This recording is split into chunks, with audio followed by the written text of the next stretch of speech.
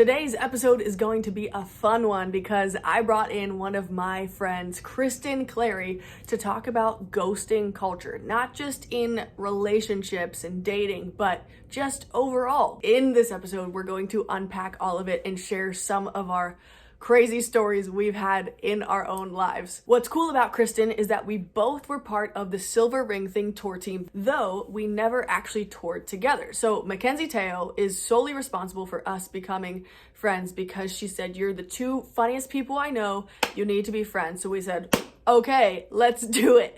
So this is gonna be a conversation that I hope keeps you laughing the whole time. Kristin currently serves as a flight attendant on Delta Airlines, and we actually speak in the beginning about a really fun fact about her, which is that she was actually the face of Delta in one of their safety instructional videos for a couple years running. So you may actually recognize her if you've flown with Delta within the past couple years. So as I said, I think this is going to be a really enjoyable conversation to listen into and be a part of. So without further ado, buckle up and get ready to laugh with us, reminisce with us as we discuss our experience with ghosting culture and how to navigate the challenges and weirdness of it all in 2021. Guys, welcome to another episode of the Accidentally Intentional Podcast. I'm just going to do a different voice every time. Today I'm honored because I have my friend from high in the skies, Kristen Clary, joining us today. Hello. Now, is it true that you were the face of Delta in one of their onboard tours? Because we need to talk about this. You may have seen her before. It's so true. Oh, I had bangs at the time. So if you can just imagine this, like, straight across bang, tight, like, low bun look. Yeah, I was the face of Delta back in 2017. I'm a has-been now. I love it. I love it. Yes. Are you in the Hall of Fame somewhere? I still get recognized, if Dang, you will. That's I know. It's what crazy. Do people say? It's crazy. Well, they'll be like, weren't you? Do I know you? Have I seen you giving me safety tips before? Yeah, and I'm like, I just have that waitress face. And they're like, no, you don't. You know? And I'm like, okay, let's like circle back. So I was in this video, it was for the safety of Delta, all that. That's hilarious. Yeah. So you are a sky icon. A sky con. If you will, in certain circles, known for that, known for my safety. Yes, precautions, absolutely. That's amazing. I know, and really, it's you're the safest person I know as a result of that. Thank you. I do try to apply, practice what I preach, kind of. Except vibes. for when you go to Bali on your own, but that's for another time. Hey, solo trip vibes. Yes, highly suggest. Yeah, so she's the type of person who will go to an unknown land, unknown country, solo. I highly recommend it. I think anybody, honestly, if you're married, this isn't even for single people. I think everyone should do like a solo trip at least once. I try to do one at least once a year. I've done Scotland, Bali, Nice so far. Okay. You're cut off. But I think you learn so much about yourself, right, for another time. But definitely do it. I'm going to talk you into it. You're going to do it. Okay, well, if you It would like takes courage. to sponsor the podcast and Go fund get me to Bali. Yeah, is that a Patreon subscription? They're like, to Baltimore? No, Bali. Just, yes. Right. We'll get you to Columbus. We'll start small.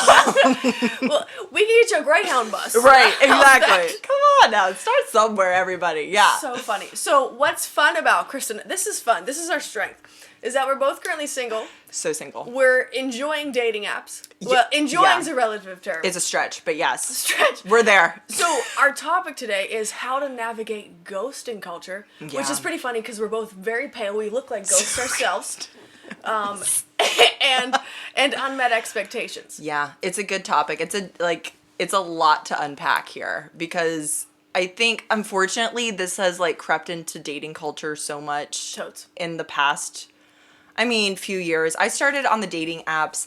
Honestly, I was kind of scared to start dating apps in general because I was like, oh, this is a cliche. Like, I can't be that desperate. Yeah, I can't be that desperate. Yeah. I can meet somebody out in the wild, right? Right. So The wild? Yeah, out in the wild was my ideal form of meeting somebody. So I'll just backtrack with like my dating journey. I went to a small private Christian school here in Pittsburgh, where I grew up, and I didn't date at all. So I was a late bloomer, if you will, when it comes to the dating scene. So no dating experience up until like senior year.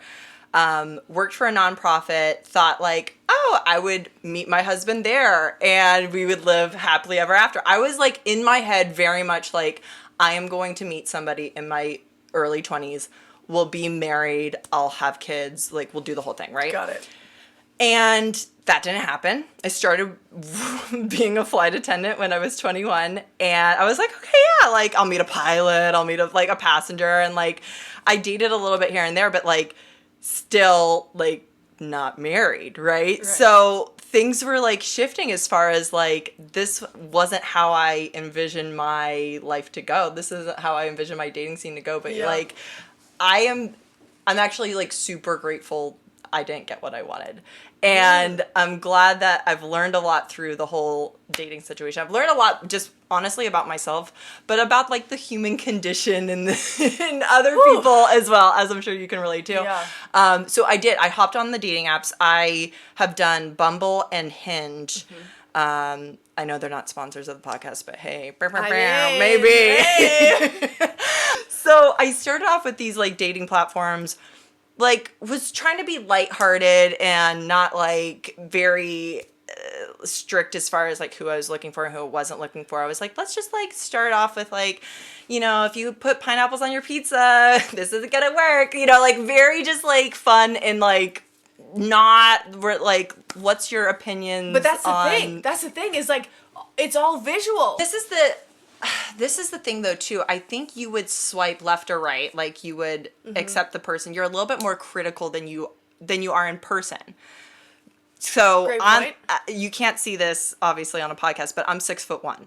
So I'm 6'1". I have red hair, and on a dating app, I'm more prone to swipe left on somebody and like totally dismiss them if they're not over 6'1". And like I'm kind of like embarrassed to say that because it sounds like, oh my gosh, Kristin, you're a little shallow, you know what I'm saying?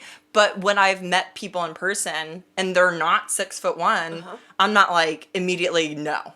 Okay. I've dated shorter than me, and it's been a great dating experience. But on the apps, I'm very like hypercritical. Yes. And I kind of don't like that about myself on there. Same. So that was like one of the first like little kind of like check yourself before you wreck yourself little like moments there. So when it comes to dating on the dating apps, I initially would go out with people, and then this was like mostly up in Boston. Okay. So I'm Boston based now, and a lot of people wanted to go Dutch, like pay half of the bill, but which is fine. Like, hey, I'm an independent woman. I have my own job. Like, that's totally cool, right? But that was like a thing? Yeah, it was like a consistent thing. Like, so I don't know if like people were just going out on so many dates and they're like, I can't financially afford this, so we're always going to be splitting this. But I'm just like, hey, we're just getting like milkshakes, or we're just getting like one round. Like, we're still splitting this? Okay, cool. Okay, that's where we're at. That's where we're at. Cool. So, I mean, my longest relationship when it came down to dating apps would be, I think there was like a 5-month stretch, and then it would just fizzle out, and it would be they're either moving, or our heads aren't in the same place, or most oftentimes I would have this conversation of like the define the relationship, the what are we? A DTR. Right. And I've changed my approach since. Okay. So I think going forward, I've learned a lot along the way. And I think going forward, you kind of have to go into that conversation being like, hey, this is what I'm feeling about you. I do have feelings for you, and I really enjoy hanging out with you. And I would like to have this as more than just a friendship or more than hang out. I would like to see where this goes. Yeah. You know, how are you feeling? Instead of going up to them and putting all the pressure on them and saying like, hey, what are we? Yeah. What are your thoughts? Communicating your expectations and then asking theirs. What a profound idea. Wow. Incredible. So wild. But then along the way, well, first off, you're talking about men not affording dates. I heard the statistic a couple months ago and my jaw dropped to the floor. They said that men on average over their lifetime spend nearly $100,000 in dates. Jeez. Like 100,000? I mean, how many? Where are you going? I haven't been on this. They're taking trips to Bali with that. Yes. I was they're going floored. first class. I said this is totally a lie. They're just trying to scare men to just lock it down. Well, I would like to know the number on women. How much are women spending? Because, like, True. my number's kind of up there too. Then with this going Dutch situation, you know. That's crazy. I never even knew that was like a cultural thing in some spaces. Yeah. Like I know some people are like, let's just see if she offers. I would just like the first date. You know, I'm all for like. Hey, just at least show me you want to do it. Yeah, like you get the movie tickets, I'll get the popcorn. I'm here to contribute. Like I'm looking for a team member, right? Like hey, I'm not here for a sugar daddy. Like, but I am just like, just maybe effort. The shoulders made that. Just a little effort. Just like you want to be here. I totally agree with that. But so as a result, we've also had a lot of negative experiences on dating apps where this thing called ghosting happens. So let's first define what ghosting is. Okay, sure. Yeah, for me, ghosting, I mean, this isn't Merriam-Webster by any means, so take this with a grain of salt. Kristen Clary. Yeah, this is the Kristen Clary version. Ghosting for me is when you have consistent communication and there is a lapse in that in a sudden manner. So you're talking, you're communicating, you're either phone calls, FaceTime, texting, Snapchat. Emails if you're feeling frisky. Wow, wild, throwback, yeah. Or even like you're seeing somebody as in like physically seeing somebody for dates. Getting coffee, yeah. Meals. Whatever, doing like in-person things. Yep. And then all of a sudden like they drop off the face of the earth. And it makes you feel really good.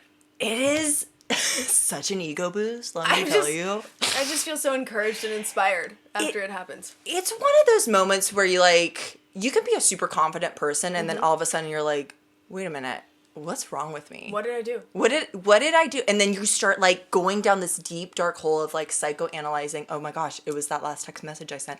Was it something I wore? Was my breath awful on our last? It was the garlic bread. It was the, and you're just like, you are like analyzing every single moment of like your last date, your last encounter, and you're like, oh my gosh, I shouldn't have said that. And I really think that it's causing like psychological harm for this like dating culture that we're in, frankly.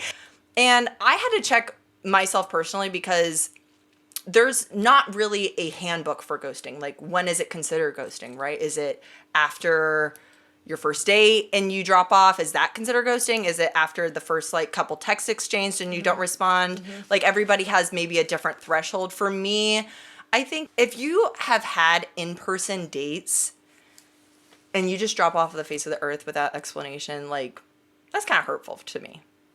I would say not even kind of. It is. I'm trying to like, period. I'm guarded, right? I'm like, it's kind of hurtful, but it's just a little hurt. It's just a little bit. It's funny that you say there's no handbook for the terms, but isn't it funny that everyone seems to know how to inherently ghost? Isn't that interesting? And we all just know how to do it. Guilty, like, absolutely. Right? Can you agree? Like, okay, 100. I've done it too, and this is a moment too. I had to check myself and say, like, Kristin, like, the whole like principle of whatever you believe in, karma, sowing and reaping, however you want to do it, like, am I putting out there what I want to receive? At the end of the day, this person is a person. They're human. They have feelings. This sounds like a Dr. Seuss movie. A person's a person, no matter how small. Okay, we're back. You need to circle back to some of these like core like childhood lessons, honestly, because like we are all in this dating game, right? It's for better or for worse. Well, all of us are single. Yeah, we should narrow the playing field. Okay, yeah, absolutely. So yeah, all the singles in the room, yeah, say hi. And I think I had to check myself because I was thinking, how would I feel on the opposite end of this? You know, if the date didn't go well, I'm thinking of one specifically that happened. It was like a COVID, let's go for a walk and coffee kind of date. This happened like last summer, right? Nice guy, had a really good conversation. Like, but it just wasn't there for me, right? And I try to take it off of the apps as soon as I can so I can just have an in-person experience. Okay. That's really important to me to kind of like get an in-person vibe. Makes sense. So the next day he texts me and he's like, hey, I really enjoyed it. I would love to see you again. And like, in my heart, I know, I'm like, I'm stuck with this like decision, right? Do I just like not say anything because I have no really interest in seeing him again? Yes. Or do I just give the common courtesy of the honest truth? But you can do it in such like a tactful, tasteful way. It doesn't have to be this like, Yeah, give it to us. this is what the text I sent personally. I mean, you can use it. This isn't a script Copy, by any means. paste. Yeah, I don't care. Like, yeah, tag me in your post. But it was like, hey, I had a really good time. I really enjoyed getting to know you and exploring this part of town where we went. I was getting more friend vibes from you. And then I said, but you know, I wish you the best. I hope great things for you. And he responded back. He actually he was like, thank you so much for being so honest. Wow. And I think that's our fear too, right? It was, we're scared to send that and for them to be like, are you kidding me? Yeah. Like they're gonna like yell at us or they're gonna be like infuriated with rage or whatnot. And like the response was so encouraging to be able to do that again in the future. Right? So like he was like, no, thank you so much for responding. Thanks so much for your time. Thanks so much for, you know, just even going out with me kind of. That was the feel. I love that. And like you can say whatever you want in this text message. It doesn't have to be this like really long thing. It could be like, hey, I just feel like, you know, we're on different paths. Could be really honest and say, you know, I just didn't get the same vibe and feel, but I really appreciate your time. I really I honor you as a person is what you're saying basically through this just very simple text. I see you as a person. I see you. Yeah. That's great. Right? That's such a good way to handle it. And you know,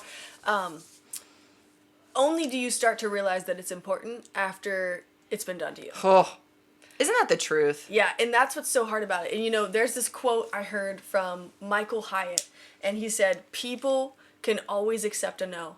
What they can't accept is a lack of response. And ever since I heard that, I was like, that's so convicting. Because first off, if the only reason you can think of not talking to somebody again is because of physical attraction, then you better check yourself before you wreck yourself. There needs to be at least some other reason why you're like, hey, because that's why people get afraid. I think they're just like, I'm just not attracted to them. But it's like, there should be something else there besides that finalizes something like, not my vibe. And it's fair to say, like, not everyone is going to be your person. Like, correct. And that's okay to have that honest moment with yourself to be like, okay, this isn't the person I am choosing. But if the connection's not there, it's not there. Right. And that's okay. Doesn't mean you're a bad person.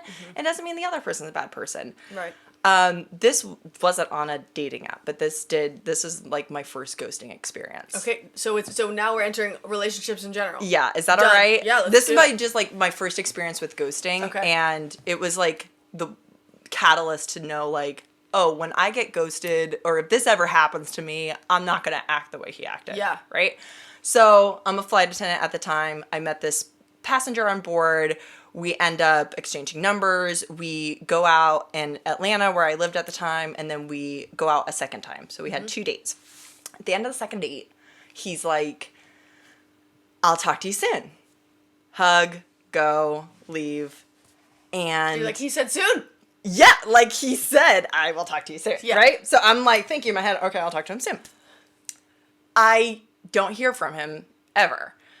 Ever. How long passed at this point? I mean, our second date was in it was like around Christmas time, so it was like December-ish. And like we're in January at this point. Oh, and I'm like, oh my gosh, like, you know, the whole spiral episode.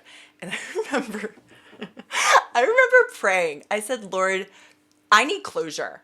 I need closure for this. And I feel like I'm not getting closure. Like I prayed for closure. Interesting. Okay.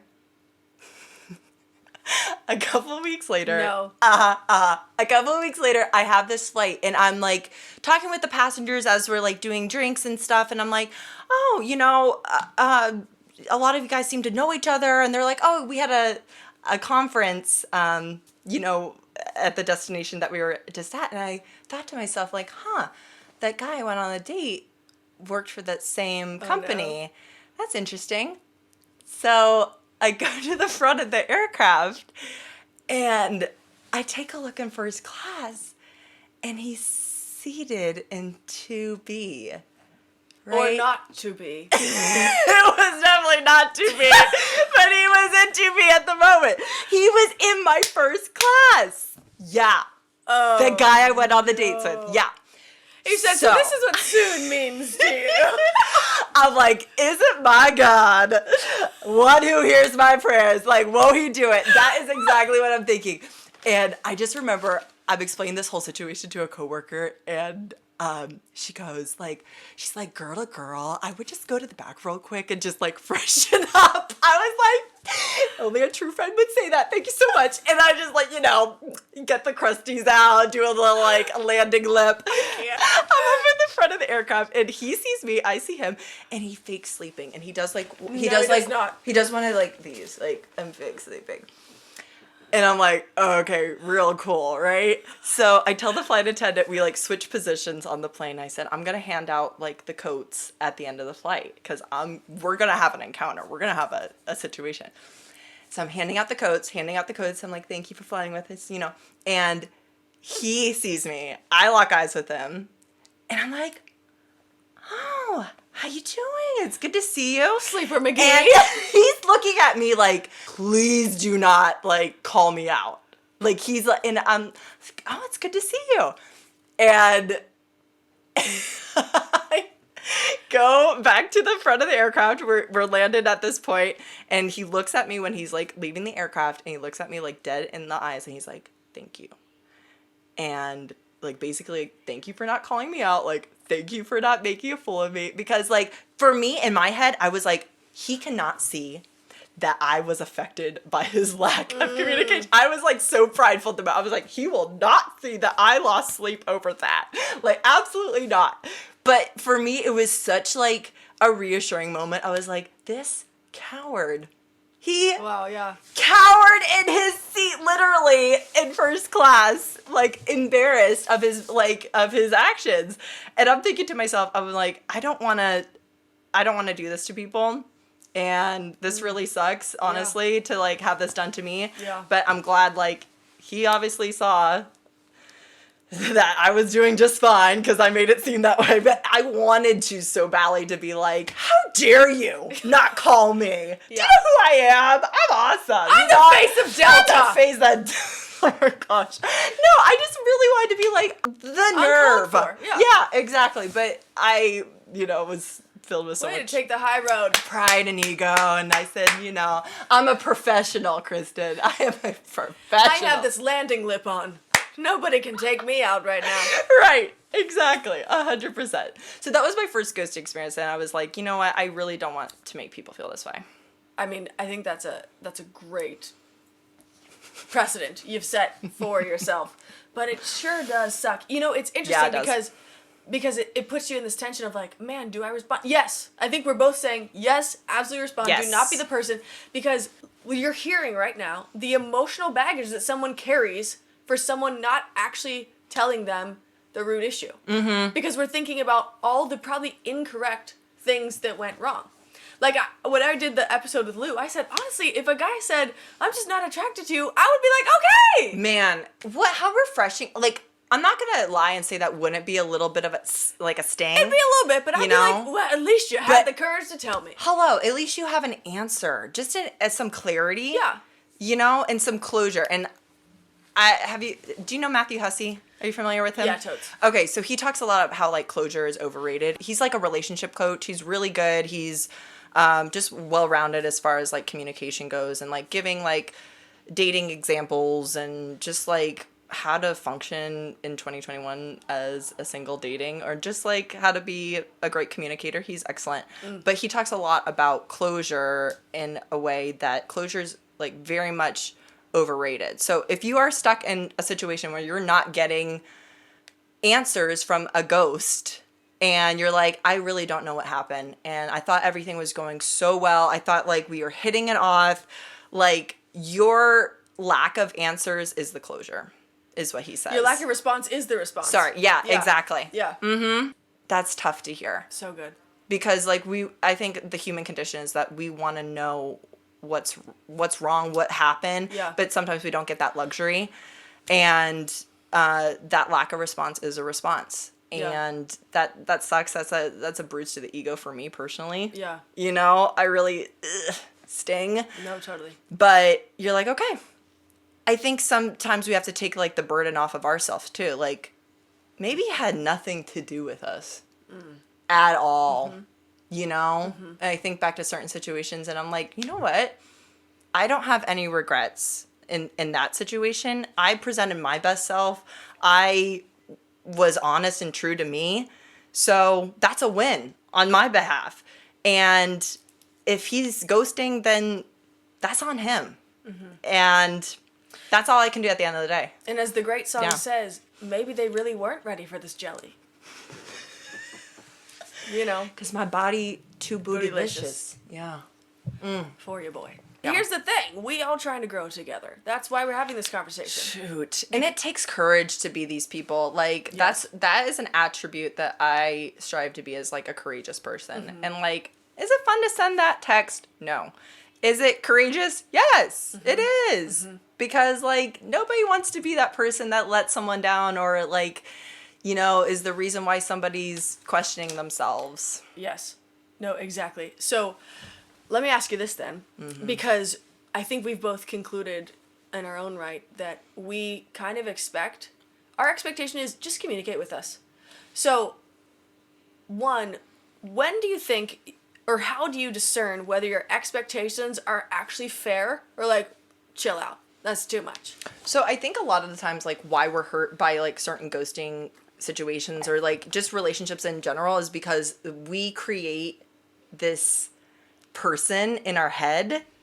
It could be expectations of who this other person is. So when I said, like, I try to meet the person offline as soon as possible is because the more time, I found this true to be with myself, the more time I am spent texting them or, okay, who's going to be honest, Facebook stalking them, LinkedIn stalking them. I fall into like this like rabbit hole of like creating this persona in my head of this person, and like you start having these like expectations of them. So like say you meet them, say you go on a few dates, and then you start having like you create this reality based on potential and not really on their actions and what they're saying and what they're doing. So how do you manage those expectations is not like projecting this whole entire person of how you fit them into your life and how you see them, but actually like taking them for face value. So like listening to what they're saying. Like I think of the Hitch scene where like Hitch and Albert Brenneman, and he's like, listen and respond. And Albert Brenneman, he's like, listen and respond. Listen and respond. So listen to what they're saying. If they're telling you, I'm not looking for a relationship.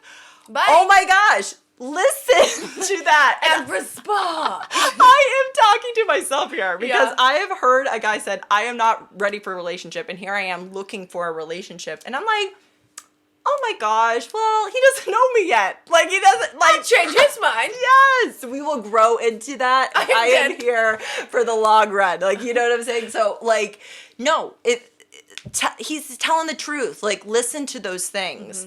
And that's really tough. So listen and respond. So if you're listening to, hey, I'm not ready for a relationship, my response is going to be like, you know what? That's actually what I'm looking for. And I just don't know if this is going to pan out the way, maybe we're not compatible in that way. And that's okay. That's totally fine. And it's okay to tell someone that too.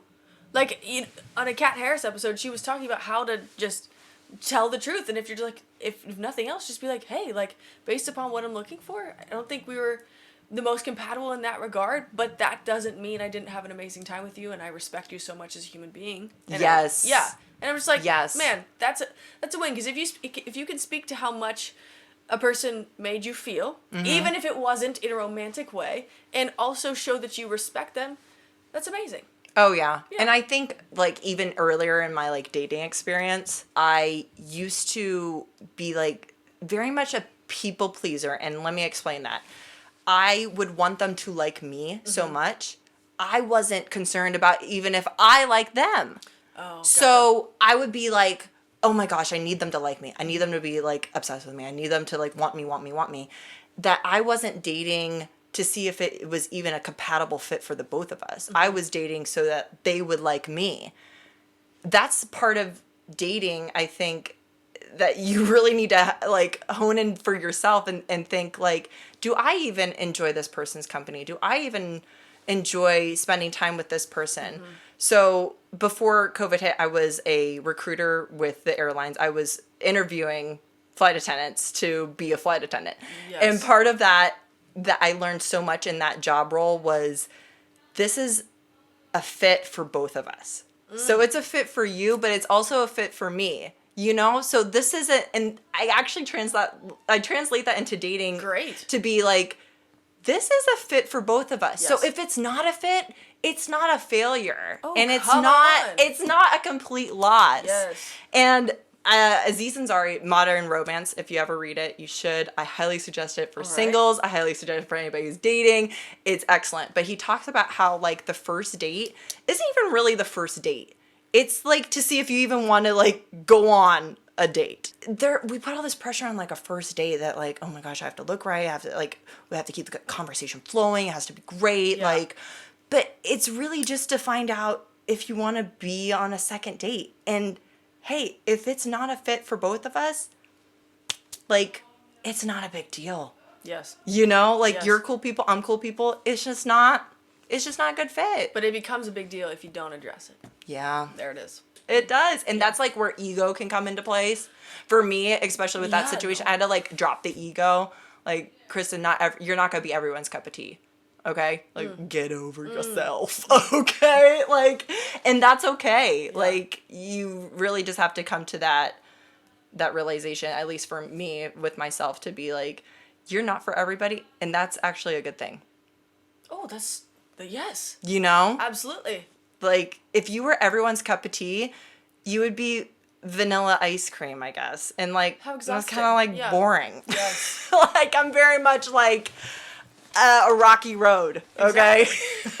There's a target audience and target demographic for everybody. Oh, that's the truth. And you know what they say about how building businesses now and building anything, they're like, you need to niche down to a very specific set. And it's like the same with dating. Like, no, your prerogative and your parameters shouldn't be like, they need to be 6'5", 220, Yes. you know. But you should I don't think there should be 3.5 billion people fighting for you. It should be like, there's like 10,000 people that I'm compatible with, and I know I'm going to find one of them. I need just one. That's right. We don't need the thousands. Yeah, we're not looking King for the one. Solomon with 700 wives. No. Exactly. So it's like, it's a good thing to have a niche market. That's what we should retitle this. How to find your niche market in the dating scene. That's it. We're gonna be like, you need to make up your mind. First off, we're talking about ghosting, unmet expectations. Now we've been talking about dating this whole time.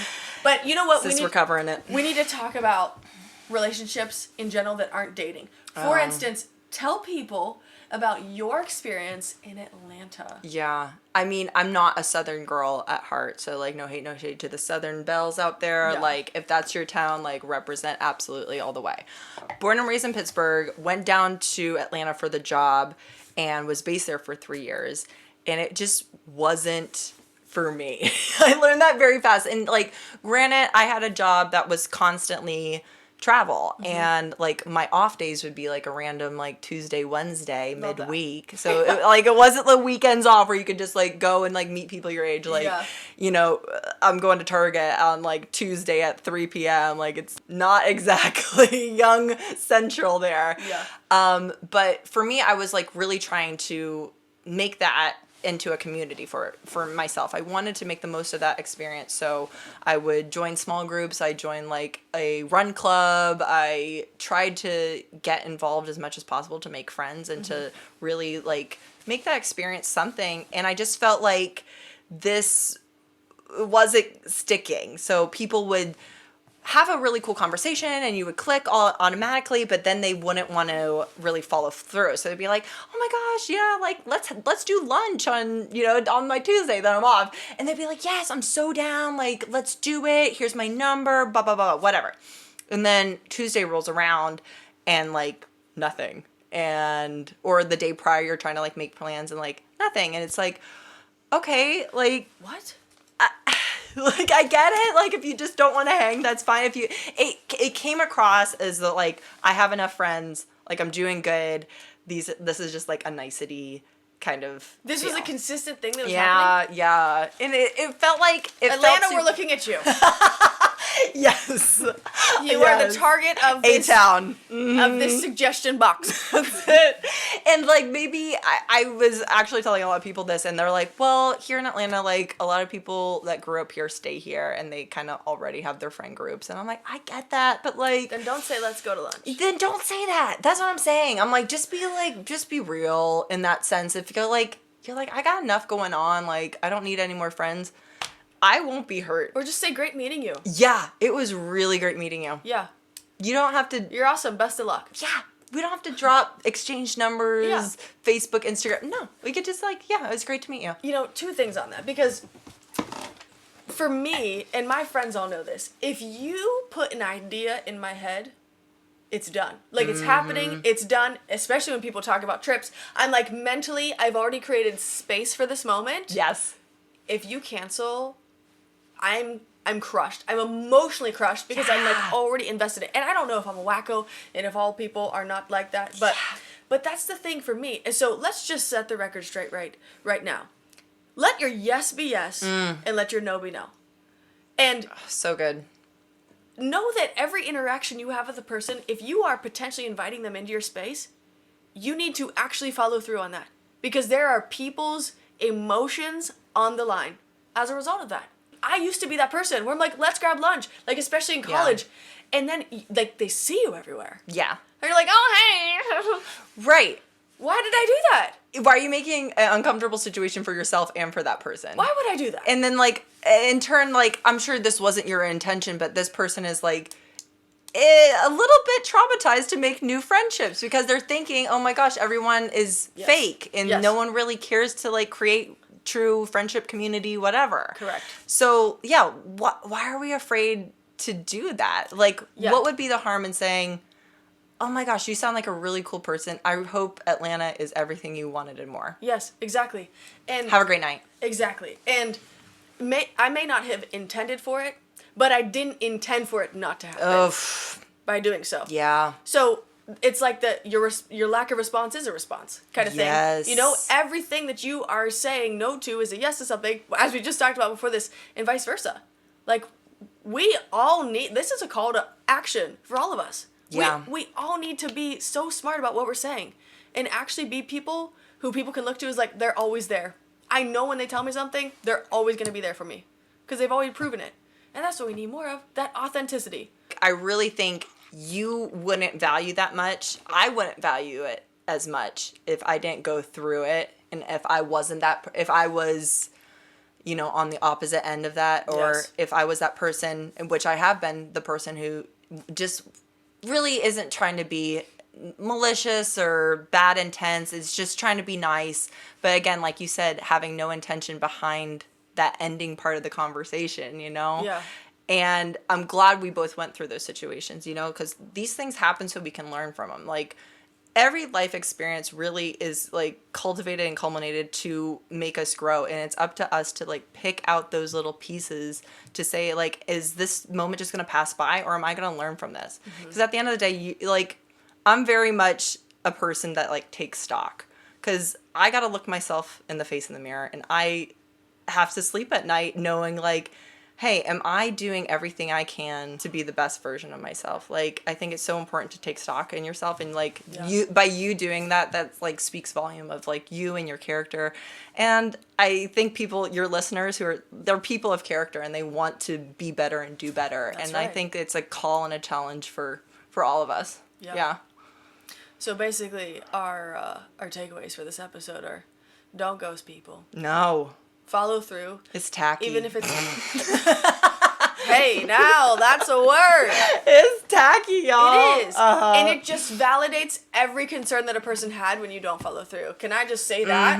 Like, they're like, that was it. Because I was just ghosted a couple weeks ago. Like, we were in very constant, tight communication. All of a sudden, it was like, boom. Yeah. And how'd that feel? Terrible. Awful. Yeah. Absolutely. And it's not fun. And, like, I'm sure you going forward, you're thinking, okay, I'm never going to do that to a person, but, like, I would like some closure. But circling back to everything we talked about, okay, even if I don't get it, the lack of closure is an answer. Yes. And I'm not going to put it on me and beat myself up over it, because I was true to myself in that situation. I was honest. I was real. I was who I am. Yeah. I'm learning from it. I'm moving forward. And what you're putting into your dating life, I believe, is what you're going to get out of it. So if you're putting in honest, true communication, I think you're going to get that back in return. So good. And sowing and reaping, man. That's what it is. Yeah. And like, the whole thing about ghosting is, like, I have literally never met someone who's been ghosted that wasn't hurt by it. Yes. So just know that's that. Good. Mm-hmm. You are hurting somebody, whether they tell you to your face or not. Yeah. It hurts.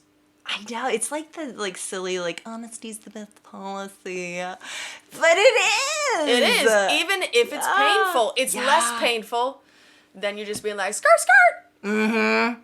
Mm-hmm. I wish I could get some, like, skirt, skirt, and then and then that's it. Like, we just end it right there. That was really good. I think it was good. I think it flowed really well. I think it was all cohesive. I'm keeping this in right now. Us giving feedback to our episode. Oh my gosh. I loved it. Like, what do you think? I think it's great. I mean, if they didn't like it, they're gonna leave a 1-star review. Yeah. But if that's okay. It just wasn't for them. Hey, we gave them the tools if they wanted to go elsewhere, but yes. And you know what? Empowered. If they leave a 1-star review, at least they didn't ghost us. They gave us feedback. Oh, ain't that a word? That's it. Oh. Cut it. I know at the end of the episode, we actually kind of discussed some of our takeaways as we recapped, but just a few more that stood out to me in this episode. One, when Kristin said, if it's not a fit, it's not a failure. Guys, it's okay. Not everybody is gonna fit with our vibes. You know what I'm saying? Totally fine. And along with that, we discussed how you're not for everybody, and that's actually a good thing. Because that actually means you have a lot of value, because you are not like everybody else, you are you. And that's a gift. And then at the end, how we said, let your yes be yes and your no be no. I want us to all walk away with that challenge. I know I was myself, and really just sticking to that in every relationship. So I hope this episode gave you some tools that you can take with you, put in your back pocket, and utilize in dating, friendships, family, the like. The goal here is to build really deep relationships. I want to know your takeaways, so hit me with them. DM me at Zoasher on Instagram or at Accidentally Intentional, because guys, I really want to have a conversation. We are actually all in this together. And if you enjoyed this one, please feel free to subscribe or share with someone or rate and review. All three of those things help us get the message, the word, and the passion and mission of this podcast out to other people. The next episode is going to be incredible, challenging, powerful, and really healing, I feel like, for a lot of people as well. I'm talking to a friend who is currently battling stage 4 ovarian cancer, and what you're about to hear in this conversation next time is someone who is filled with hope and who has a victorious mindset about all of it. So no matter what you are going through in life, whatever challenge, trial, and just overall difficult experience you may be going through, I feel like you are really going to benefit and love the conversation. So make sure you are subscribed so that you will be the first to get that in 2 weeks. Guys, I love you so much. I love doing this journey with you. And hey, let's continue to have conversations that build us. If you enjoyed this episode and are currently going through the dating season in life, or maybe you are single right now and just want to be encouraged in your singleness, then I think you're going to really enjoy this conversation. It's actually a 2-part series. This is part 1 that I did with my friend Lou Phillips. It's our most popular episode to date, and I feel like you may very well love it. So click there, and I'll see you in the next episode.